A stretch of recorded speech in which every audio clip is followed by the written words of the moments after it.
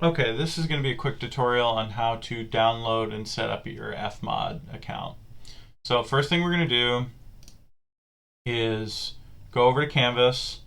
Under week 4 and additional resources, you'll see FMOD Studio download page. So we're just going to click it, open FMOD, and you'll see it won't let us because we need to sign in and create an account. So you probably won't have an account, so I'll go through the process. So I'm going to register. My name is Adam Walchek. Email. I'm going to use my Columbia one. You can do that, or you can use your personal one. It doesn't matter to me. Colum.edu. And then we'll go over to industry. We're going to put student/educational company. It's optional, but for me, I'm just going to put Columbia College Chicago. You can probably leave that blank. I'll make a username and then password. Okay. I'm going to subscribe to news and updates if you want. I pretty much always uncheck that. But, you know, sometimes it's useful, so I'll just leave it on. This is my Columbia email anyway. So let's go ahead and register. An email has been sent to your inbox. Once it's in your inbox, you're just going to open it, click the link. Success, please sign in. So what you're going to do is you're going to now sign in, and we're in. Okay, so we're going to go ahead now and click download. And we're going to download FMOD Studio. FMOD Studio is the desktop application for creative and adaptive audio that we're going to actually need. FMOD Engine is for programmers and stuff like that, and then they have all these other different versions.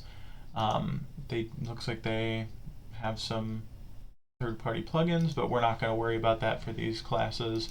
They've also got some learning resources. So let's go ahead and take FMOD Studio. We're going to get the latest verified one. You can get early access if you want, but I don't advise that you do, just because if there's bugs, they're still in bug testing. It's like downloading beta software, right? So we'll get this Unity verified version so we know that this is a stable build, and we're going to download it for computer. If you have Windows, grab the 64-bit. If you have a Mac, grab that. If you have Linux for some reason, which I don't think any of you do, you can download it from there. So let's go ahead and hit download. Okay, once it's open, you can open the file. It's just going to ask you to drop it into your applications folder. You're going to do just that. And now it should be available for use. So we're going to drag this over here, open up our applications, go down to FMOD Studio. There it is. So let's go ahead and open it.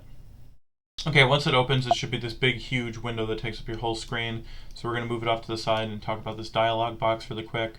If you want, there's like an online user manual or a quick start tutorial. That's fine.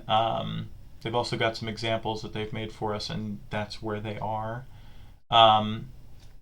So we're going to also uncheck this allow collection of anonymous usage data. You can leave it on if you want, but I think that's grimy, so we're going to turn it off. And yeah, then we're going to click new project. So once you've got a new project, let's resize this window because it's absolutely massive. This is what it's going to look like, and that's how you download and open FMOD. Should work just fine.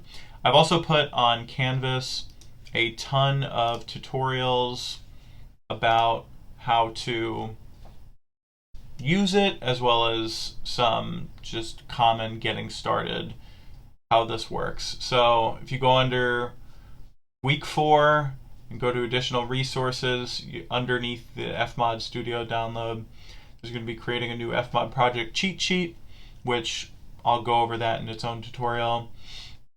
And yeah, there's also here the getting started with FMOD Studio tutorials. This is from them specifically on their YouTube channel. It's great. I would recommend watching it.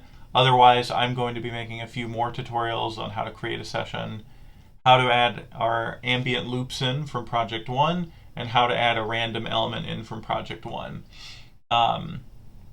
And yeah, so that'll be it for this tutorial. Catch you guys in the next one. Bye.